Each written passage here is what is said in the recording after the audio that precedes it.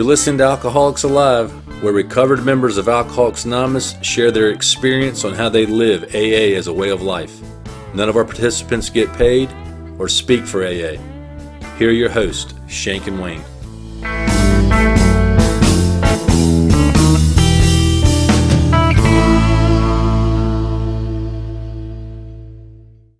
Hey, welcome back to Alcoholics Alive. Shank, we've got one thing we got to clean up from our second episode with, or the last episode with Shelley on meeting shrapnel. The one of them was acceptance is the answer to all my problems. Shh. Yep. And Shelley wanted to keep it because it was so helpful to you when you were in prison, or was it in prison that you read that one? Every day. Okay. Well, I think we decided to scrap it, and then somebody said they wanted to pray on it. So we've gotten some feedback. We've gotten some feedback from some of the listeners, and I think the jury is still out. It's scrapped. It's scrapped. Is that okay? Good, because it's not a very accurate statement. It's not. Not the 2 pages before and 2 pages after of where it That's right. exists. Exactly. That's right. Well, so that was our guest. We're excited to have our guest on today. He's he's in Florida right now. It looks like, with a very beautiful background on the Zoom. So, Bill, how are you today? I'm good. It's good to be here. Yep. Tell us a little bit about yourself. So I'm Billy. I'm an alcoholic. I never wanted to be 57 years old, but I am. I am every day of it. I've been in AA since I've been 14 years old, which is a big percentage of my life now. First came to AA through a juvenile court judge. Thought it might be a good idea if I attended some AA meetings. I'm the product of a Al-Anon mother. I love your, whatever you call it, shrapnel, scrap, or keep. Because a lot of people in AA say that their worst day, that there's nothing worse than a head full of AA and a belly full of booze. Whereas I say there's nothing worse than a belly full of booze and your mother's head full of Al-Anon, right? I mean, that's my story. Right. Yep. But I come from an alcoholic family, a family that has lots of trouble, but that doesn't make me an alcoholic. Raised in a pretty standard neighborhood, upper middle class. Dad, an undercover narcotics agent. Mom, a stay-at-home mom. By everything I witnessed growing up, I should have not drank. I knew that drinking led to trouble in my family. And but yet still, when I drank, I can't stop drinking. I've had that allergy. It's another phrase I can't stand, You guys got me on a kick now in my head, Good. Once a pickle, never a cucumber. Oh, yeah. I can't make T-shirts because I've spoken too badly about people who make T-shirts and write books and everything else. But if I was going to go to the next international convention and sell T-shirts, it would say, never a cucumber. Like I've never been a cucumber, Never been a cucumber. I've had that allergy since the beginning. I was in and out of AA all through my teenage years up until my young 20s. It's so funny you have put this in my head, because some people say insanity is doing the same thing over again, expecting different results. I don't believe that. For me, insanity is doing something and knowing what's going to happen and still doing it. Like if I drink, there's no surprise. I'm not expecting any different results. I know it is going to be catastrophic. And I know how those nights end up. And,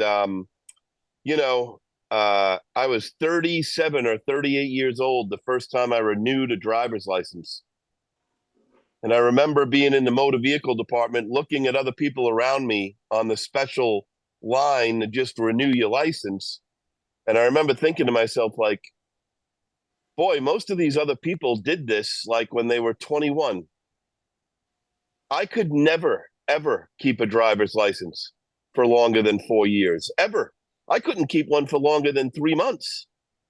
Like, I have been in and out of the system regarding various alcohol related things my entire life. Now, I got sober in 1990. I've been an active member of Alcoholics Anonymous since then.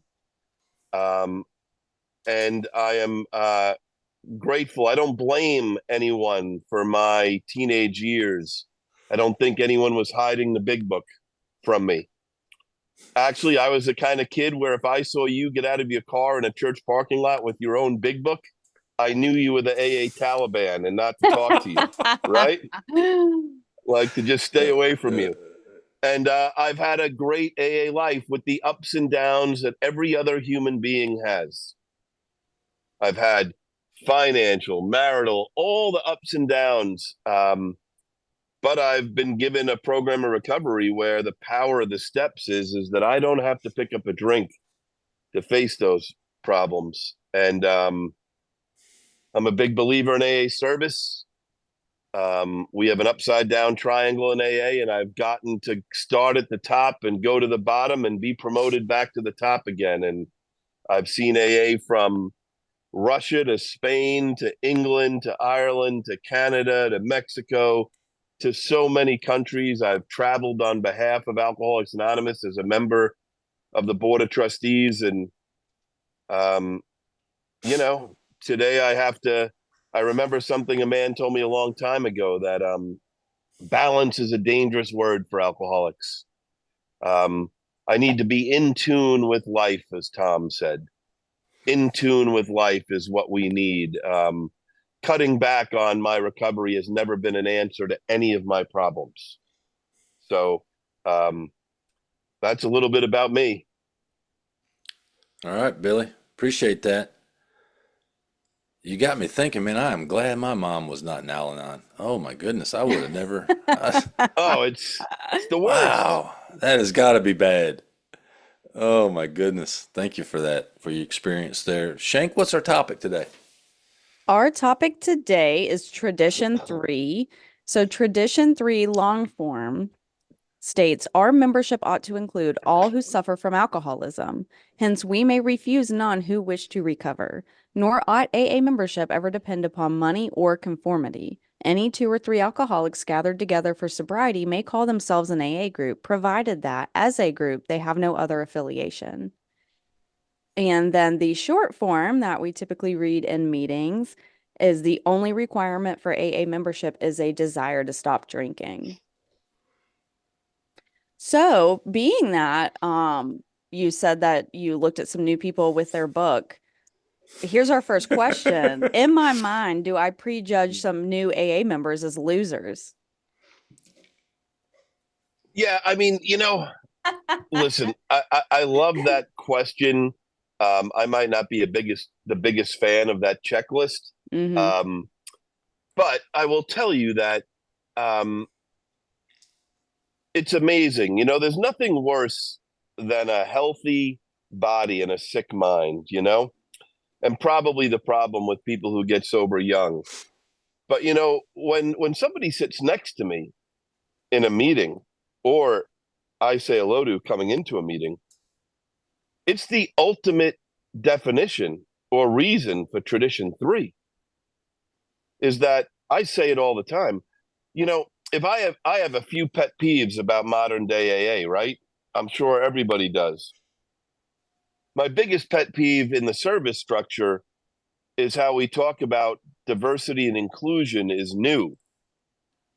This tradition was 100 years ahead of times. Mm-hmm. I work as an executive in the professional world for a large company.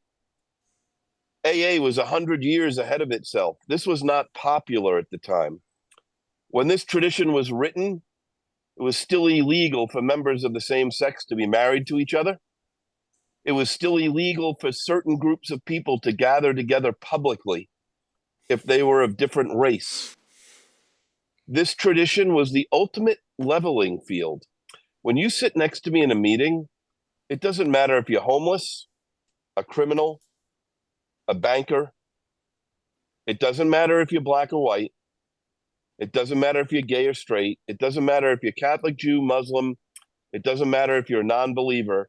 And as I always say, it doesn't even matter if you're a Red Sox fan. My job is to extend my hand and welcome you to the Fellowship of Alcoholics Anonymous. And I think we all know, if we say to ourselves, you look across the room at a new person who you haven't met yet, whatever you prejudge, you're going to be wrong about. For sure. And I know myself, it's a rule that I have. There's two kinds of business in AA, my business and none of my business. And if I don't have the time to go out to a diner and spend an hour with somebody and get to know them, well, anything about them is none of my business. Yep. Well, that ties in nicely.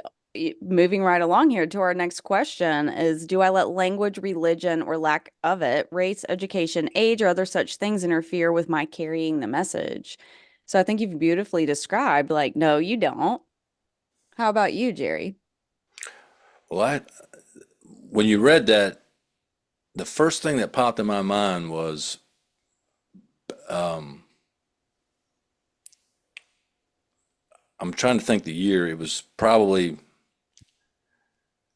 92, 93. I had started sponsoring this guy. He was a Muslim, and he was black, and he was incarcerated. And this facility let me come in and actually meet with this guy one-on-one, which was extremely unusual. It had never happened up to that point.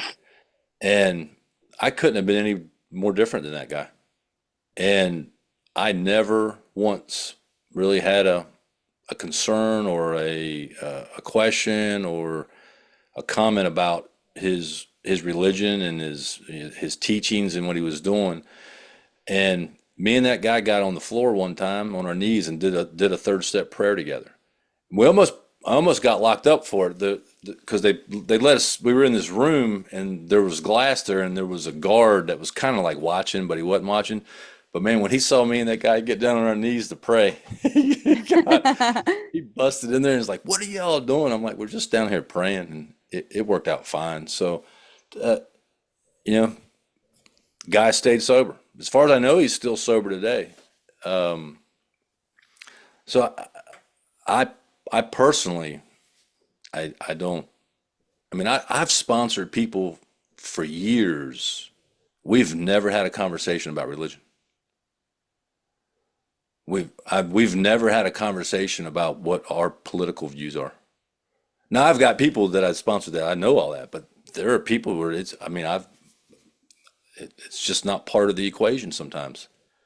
If a person wants help, my job is to help them, and to not have any of those conversations.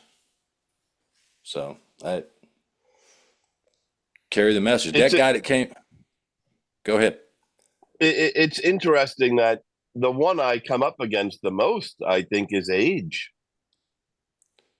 Truthfully, in my experience in Alcoholics Anonymous, no one doubts somebody's an alcoholic based on a lot of things, except for age.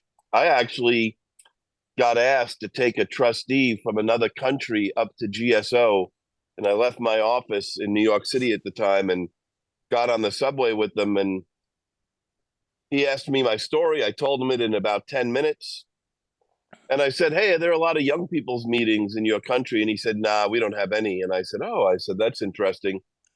And then he looked at me and said, "Teenagers can't be alcoholic."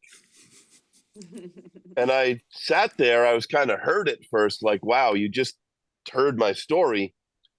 We have to be very careful. I don't want to make someone who's a non-alcoholic an alcoholic. I'm not in the numbers game to build up the AA army.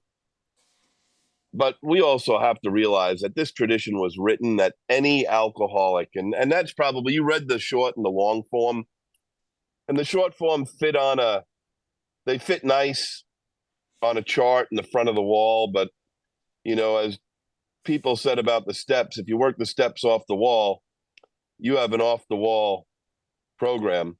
Yeah. Same with the traditions. The last paragraph of tradition 3 says, the hand of providence gave us a sign that any alcoholic is a member of AA when they say they are. Yeah. Any alcoholic that has a desire to stop drinking. And it's amazing in today's AA, the effects of that all over the place. Yeah. Yeah, it's pretty clear. If you're alcoholic, you can be a member, no matter what your other problems are or lack of. And No doubt about it. Yeah. It's probably one of the main reasons for our success. But it seems like we could get off on the tangent here, but to one of your points earlier, it seems like we've gone backwards in some cases with this. And yeah, I mean, I would tell you that tradition 10 is an offshoot of tradition 3. No outside issues is a way to make sure that we focus on alcoholics. And that should be, I always say, everyone knows I love Metallica. So I love to quote Metallica, nothing else matters. Like, that's nothing else matters. You're an alcoholic. That's it. And, AA struggled for a lot of years, certain meetings that only had certain races in them and all kinds of things. AA has grown up with the world around it. But today, sometimes I think, yes, we let things bleed into our meetings and when I say meeting, I just want to clarify, I consider the parking lot as spiritual as the meeting. So if you won't say it in a meeting, keep it out of the AA parking lot. We don't need to be signing petitions or talking That's about right. rallies or wearing baseball hats. That's right. This is really about the newcomer. Yep. The newcomer needs to know that they have a place to recover if they're an alcoholic. Yep. That's right. What's your next question, Shane? Am I overly impressed by a celebrity, by a doctor, a clergyman, an ex-convict, or can I just treat this new member simply and naturally as one more sick human like the rest of us?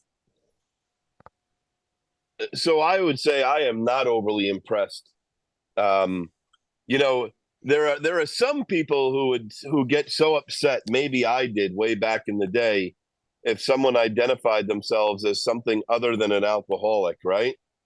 And an old timer taught me a lesson and said, Billy, you can straighten that out with them and spend time with them, but I don't believe anything a newcomer tells me for a year. So why are you getting so That's upset right. about what they're saying? And so when Good you say point. about celebrities and movie stars and athletes and doctors and whoever else, I've met all of them. I'm not impressed.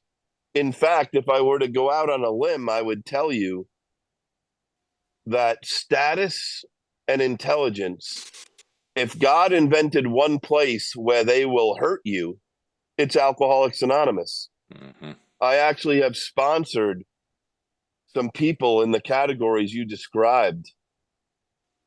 One of them told me he couldn't sit in the back of the room with a baseball hat and a hood and just come in and out of AA like it was a therapy meeting. Like, he needed to take his hat off, his hood down.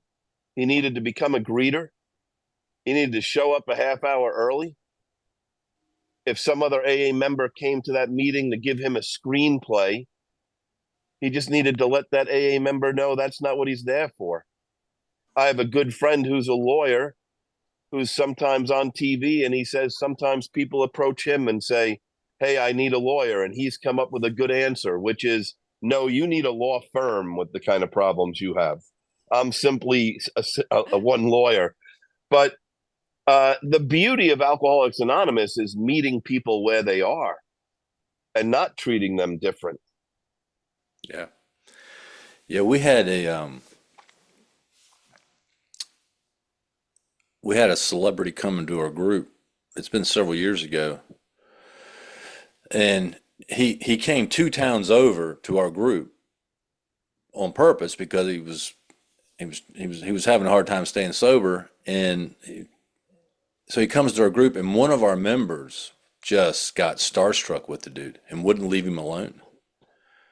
And I mean, he just wore the guy out the first night he came. And I talked to him. I'm like, hey, listen, you need to leave this guy alone. He's just another AA member. He just wants to be treated the same. And the next week, the guy shows up, and I swear this guy asked him for his autograph and maybe even brought in some memorabilia. And I'm like, dude, you've got this. And the guy quit coming.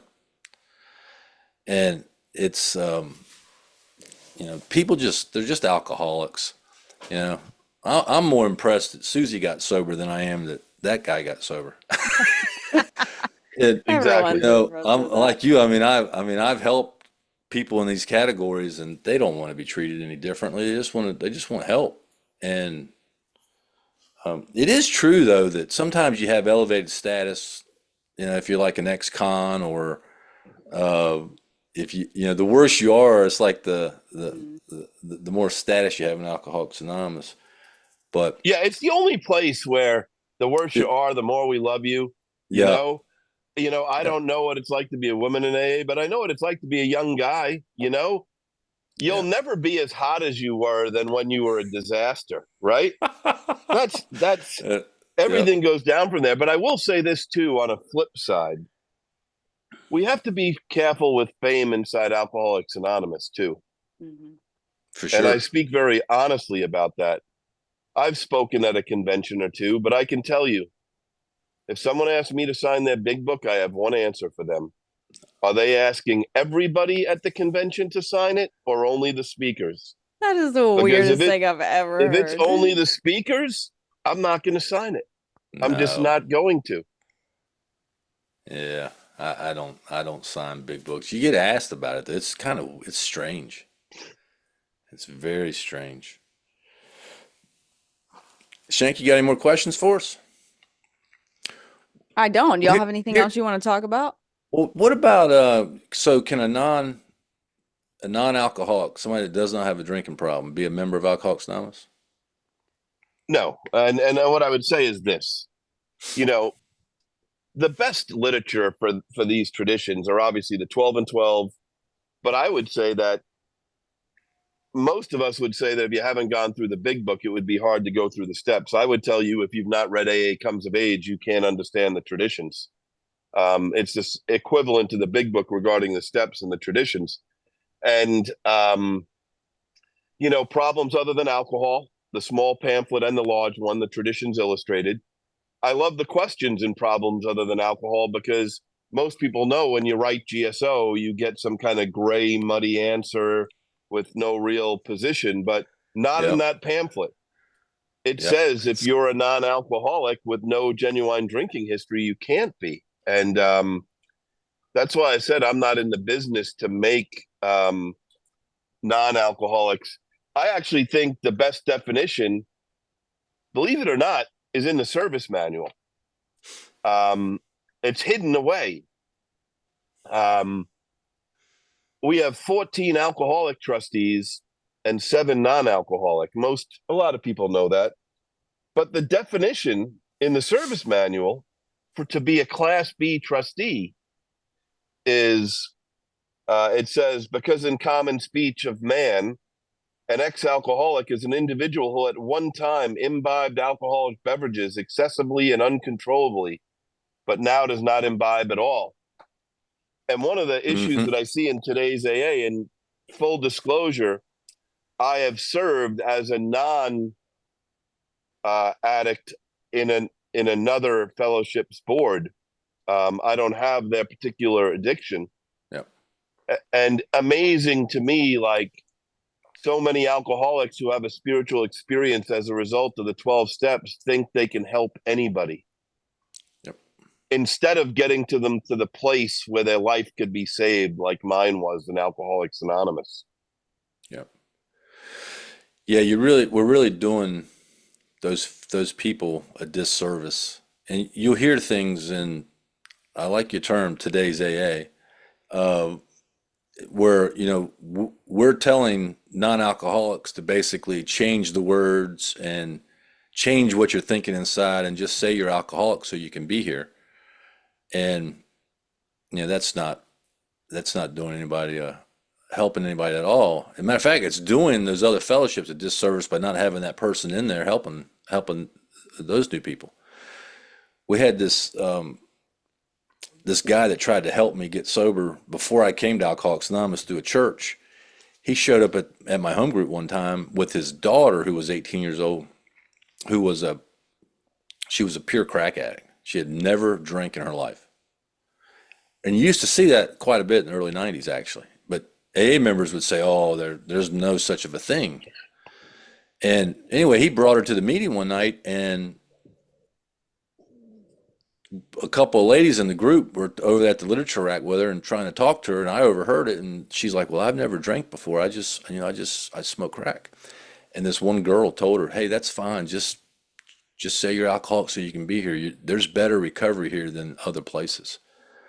And I actually intervened. I said, listen, I got with her dad and with her, and I was like, if you truly have never drank and you're not an alcoholic, then there's a better fellowship for you. And a couple of us took her to an NA meeting, and we introduced her to some NA people, and she did fine.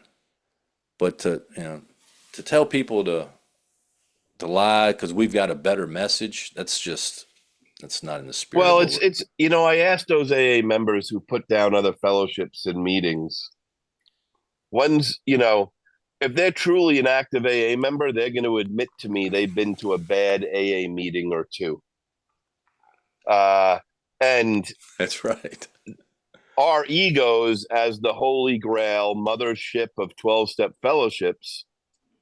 The truth is, there's just as many people in other fellowships who are active, passionate members, and I need to have their numbers in my phone. That's right. I need to know my equal in those fellowships. Yep. That's exactly right. That's the proper way to handle that. A very effective way to handle that. And by the way, I just want to say one thing. There's a great line in the big book in the forward to the second edition, where it says clearly, it says the doctor, meaning Dr. Bob, had tried other methods, meaning the Oxford group, and repeatedly failed until the broker, meaning Bill W., told his story, and he identified. The first half of the big book is all about identification. Yeah. Well, no identification, no recovery. And I mean that's what we're about. I mean, so what about going back to the comment, or that we maybe have gone backwards a little bit with this tradition, and I think you're right that our traditions were way ahead of its time. I mean, you could even look now that a lot of companies and HR stuff was basically kind of designed after some of the traditions. So I know now there's meetings of color that have popped up. There's meetings just for doctors. There's meetings just for the gay community. There's meetings just for men and just for women. And, what are your thoughts on that, Bill? So and it seems like there's more of them popping up because people want to exclude themselves or exclude others. I think I have a very practical view, without being any kind of extremist or alarmist. First of all, our literature, which I think is the ultimate answer, in the AA group pamphlet, it talks about special purpose meetings, but it puts a requirement on them for them to be an AA group. And that is if any alcoholic shows up and is welcome. So I don't care. My home group is a men's meeting. But that means that if a woman shows up who needs help, if we want to continue to call ourselves an AA group, we better offer her a bad cup of coffee in an uncomfortable chair. Now, we're not Right. talking about me. I've wanted to be in a women's meeting for 32 years now, 34 years, right? We're not talking about me today. We're talking about someone who's dying. Yeah. If they're putting requirements that you have to be something other than an alcoholic, they should call themselves something other than Alcoholics Anonymous. Now, I'm not anti-pamphlet. I read a letter from a gay woman. She got sober in the Bible Belt. At her second meeting, she got up to go to get coffee and walked past the pamphlet rack. She saw the gay and lesbian pamphlet in the rack. She was too scared to even take it out of the rack. But just seeing it there let her know she was welcome in AA. So I don't doubt the power of that. But pamphlets, I don't know if you've ever watched any of those National Geographic shark fishing shows. Every once in a while, I might watch one. I don't know anything about shark fishing. I've learned a little. But, you know, in shark fishing, they dump pails of fish blood into the water to attract Yep. sharks. It's called chum. And that's, to me, what a pamphlet is. It's not the program of recovery. The big book's the program of recovery. So I think, you know, I sponsor young men.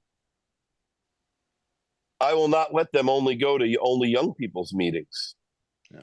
I don't even think it's a good idea for a young person to have another young person as a sponsor. I think there's an issue there.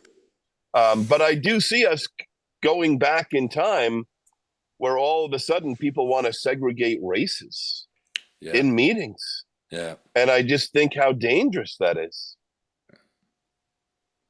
Yeah. I would agree. You're seeing it quite often nowadays. The thing that I have a problem with the pamphlets is we've done a whole season on the pamphlets and it was very informational and I've read many, many more of them now. Is if someone walks through the door and they want to feel included because that's the way society is currently going, is if you're not included, then that must mean that you're discluded. I'm supposed to judge that person based on the way they look, based on what I believe their sexual preference is or their background and say, oh, here's a pamphlet for you. You can be here.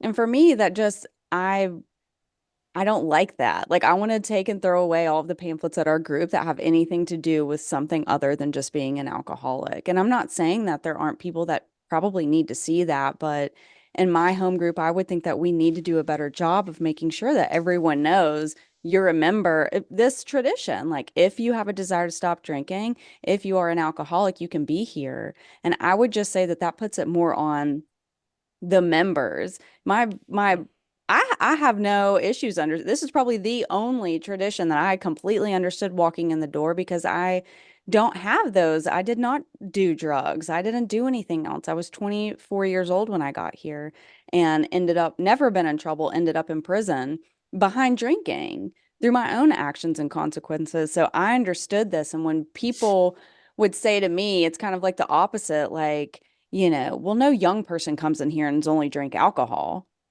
What do you mean? Like you've had to have done something else. Same to You me. know, I spilled more alcohol than you drank. Yeah, whatever the case may be, you know? And I have a good so, answer for that, but I'm not allowed to say it on tape. So well, you can tell me later. Maybe I'll I've tell heard you it. later. But you know, and it was an issue for me. There were people that told me my time in prison didn't count because there weren't drugs and Oh, don't alcohol even in get me prison. going down there. So, you know, it was really great for me to have women around me and some men, old timers who taught me like, hey, this is what tradition 3 really means.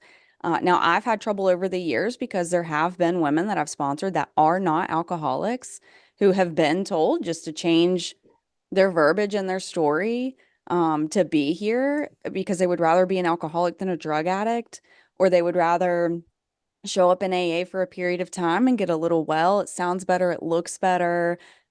I don't know. But I've been raked across the coals before for just saying, like, I don't have experience with that. Like, there may be a common solution, but I don't think lying on the basis of trying to get sober is really going to get you anywhere. No. The AA group pamphlet actually says we don't hint or suggest that we have the answer to any other problem, Mhm. including drug addiction. And it's sad. I think it's really sad. Again, it goes back to putting back down other fellowships. It won't bother me if AA is not the largest fellowship someday. Like, we don't Right. have to be the largest. And truthfully, a sponsee just texted me a couple of weeks ago. This is going before COVID. They were the speaker seeker for their meeting, and there was a well-known good speaker in their area. But the speaker says from the podium, they're not an alcoholic. They really never drank. And my sponsee told this person, I have the text. Listen, I have nothing against you. It's just I have a responsibility to bring alcoholics to an Alcoholics Anonymous That's meeting. right. Yeah. And the person responded with some harsh criticism, Mhm. saying that, they don't care and they sponsor other people who aren't alcoholic. Unfortunately, that person died of an opiate overdose a couple of weeks ago. Hmm. Like, I don't think we realize that we're playing with someone's life. Mhm. If you're an alcoholic, I like to say this regarding Tradition 3. We have a qualifier and no disqualifiers. If you're an alcoholic, we don't care what other problems you have. But if you're not an alcoholic, we need to get you to a place where you can identify that you'll feel hopeless enough to do the steps. And the hopeless can only be helped by someone who's been equally as hopeless. Yeah. And sure, some of our other problems go away. The book says that. So if you're an alcoholic and something else, might some of those problems go away? Yes, but I'm going to tell you an honest story. I know what it's like to be in a diner with a man who's 8 years sober, who asked me to have a cup of coffee, who the day before just forged his wife's signature on a second mortgage application because he was thousands in debt to a bookie. And I had to let him know, you need to go to GA, to Gamblers Anonymous. This is not one of those other problems that going away. It's much more than a character defect or a shortcoming. And it just breaks my heart when people don't get to the place that can save their life. Yep. Well, that's a good spot to stop right there, Shank. It Let's, sure is. One more thing, if you did not go to prison, if you're only in a prison of your mind, if you almost had to go, don't go up to the ex-convict and say, that was my worst nightmare. I can't believe you lived through that. Oh my God, I'll never drink again because of that story you just told. Don't do that. Thank you. How about this?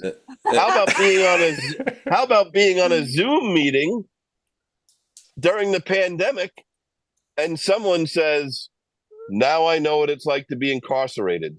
And I was like, and I said to the person, wait a minute, I just ground espresso beans and made French press coffee before I got on this meeting. It's a lot different. Oh, I'm glad Shank wasn't on that. She would have lost it. Oh Yeah, my goodness. probably would have. Let's move on to meeting shrapnel. Shank.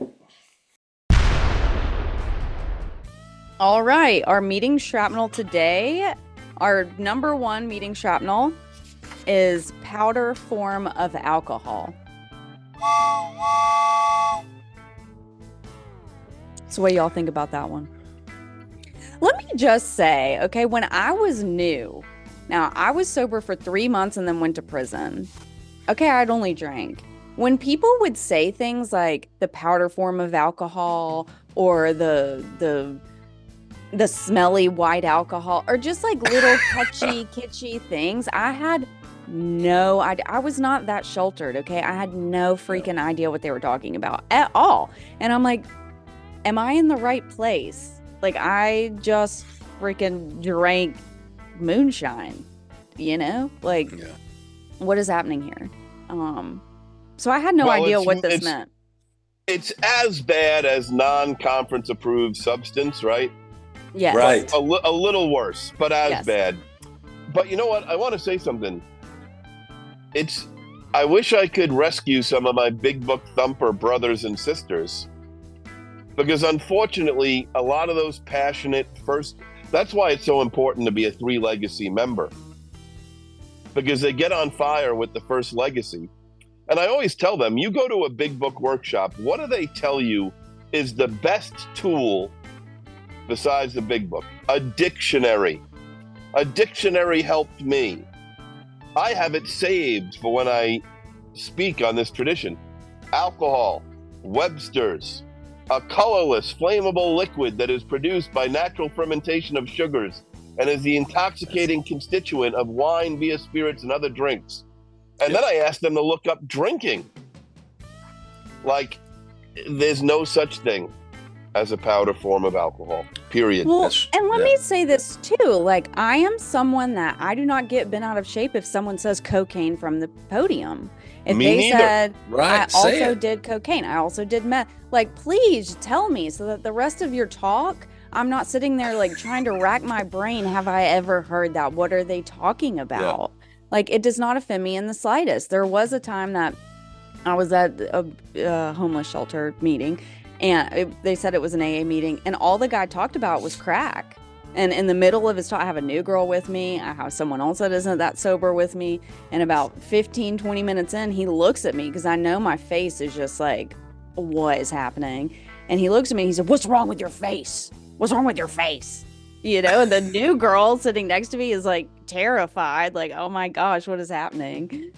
And turns out 2 weeks later, he was arrested for crack. Like, that man was not an alcoholic, you know? So Yeah. who cares? I don't care that people are in AA and they've done drugs, Yeah. Just that tell they the have truth. other addictions. I don't care. Like, it does not, it's very confusing to me. So the powder form I of just alcohol, want people to tell their story in a way that That's- if somebody's only an alcoholic, they would identify. Identify. I don't Yes. censor people's stories. That's right. Whatever they did while they were drinking, one night stands, crashing cars, fighting with bouncers, doing cocaine. Yeah. If it's a part of your story, it's a part of your story. But That's I want the alcoholic to be able to identify with what it says in the doctor's opinion, that when you start drinking, you cannot stop. well, and Yeah. it's not your That's- life story either. I'm getting us way off track today, but it's not your life story. And our book tells us exactly what we're supposed to do. It's not tell your life story from when little Susie was born to every single thing that ever happened to me or that I did. And then I have 10 seconds to be like, oh yeah, and then I got sober in AA and my life is perfect and amazing. The end. Yep. People will use that comment in the doctor's opinion where he writes that in any form at all, alcohol in any form at all, they'll claim that like a drug or something is any form of alcohol, and it's just not true. Yeah. There is actually one conference-approved pamphlet for cooperation with professional community work Yep. where it actually defines form as liquor, beer, That's right. wine, gin. Yep. Yeah. Yep. Yeah. But I did some outside issues, Shank. Oh my gosh. What does that mean? I mean, Yeah. Oh my goodness. It's All right. it's as good as I acted out on old behavior last Oh. night. That doesn't Oh, sound yeah. that old. Right. That sounds Sure pretty doesn't. Sounds recent. Current Uh, behavior. All right, So what do you about- all want to keep powder form of alcohol or scrap it? Bill? Scrap it for me. Scrap. Shank? Okay. It's out of here. I don't want to keep that. All right, what's next? All right. Our next meeting shrapnel is my disease is an inside job.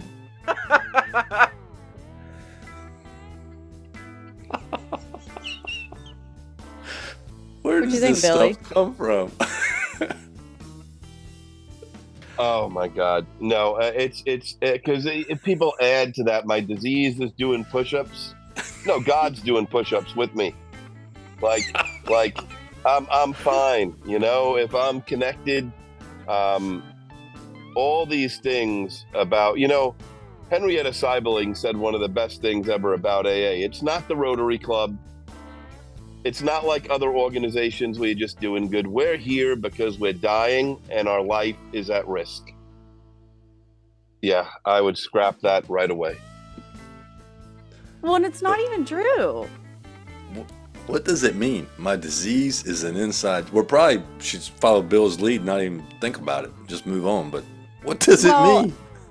Well, that's the thing. Do I need to study this, figure out what it means, figure out what I need to change inside of me? I don't have the power to do that. Maybe other people do. I need to take some actions, and I need to be talking to a sponsor, working the steps, helping other people. And at some point, I have changed. Yeah. I think what I don't like about it the most is we never use the words allergy and obsession anymore in meetings. That's right. That's and right. So if you want to tell me that once you stop drinking, there's no alcohol in your body, and now your problem centers in your mind, I'm with you. Yep. And if you tell me that you need to work the steps so that you keep the obsession away, that's fine. But when you say my disease is an inside job, you're inviting someone to go to the self-help section at the bookstore. That's right. To figure themselves out. Yeah. Yeah. And then you'll see people expand on this, saying that my disease made me do it. You know, and no, your selfishness and your self-centeredness made you do that, not your disease. And I don't know, it kind of implies the self-help, or it implies that it can be fixed with a pill or some kind of a procedure. You know, the book's pretty clear that we suffer from a malady. I don't know. It's I'm scrapping it. Bill, you already scrapped it? You already scrapped it. I'm Shane? scrapping it. All right. It's out of here. What's next? All right, our third meeting shrapnel is I have alcoholism, not alcoholism.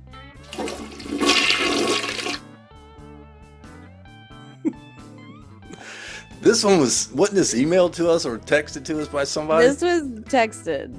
Yeah. Mm-hmm. Well, I'll listen. Go for it. I'll fall on the sword and volunteer. Jump in. It's kind of the same people who I see say this don't like if I say I'm a recovered alcoholic, right? Bingo. And Yep. I wonder, like, if what they're trying to say is I'll always be an alcoholic, well, just say that. Mm-hmm. Just say I'll always be an alcoholic, and that's fine. But this attachment to alcoholism creates people to believe that if you suffer from the ism, that might have something to do with you being an alcoholic. And what I tell people all the time is, I have a lot of people who work for me. You know what they all have in common? 100% of them. They have some ism in their life. You know what 90% of them don't have? An allergy to alcohol and an obsession. What is an ism? What does that mean?